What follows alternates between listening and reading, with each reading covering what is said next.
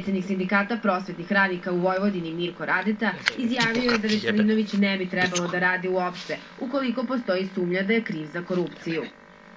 Ja ne znam čoveka i ne znam da li je to tačno zakonski dokazano. Ja mogu samo da kažem generalni stav našeg sindikata, što je moj lični stav, da profesori kome se dokaže da je korumpiran, odnosno da je primio mito, ne može biti član ovog sindikata i po našem stavu ne bi trebao ni da radi u prosveti. Naši sugrađani su različitog mišljenja kada je u pitanju korupcija u školama i na fakultetima. Moje mišljenje je i da ima i da nema, ali mislim da je bilo pre više nego sada, a sad ne znam. Pa toga će biti od uvek.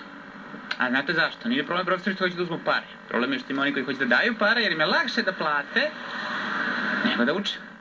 Pa ne, mislim da nema. Prema istraživanjima, Srbija ove godine nalazi se na 85. mestu koje deli sa Crnom Gorom, Albanijom i Indijom kada je u pitanju korupcija. Set antikorupcijskih zakona još uvek nije došao pred poslanike, a pravosudni sistem nije u stanju da reši ovaj problem. Danas je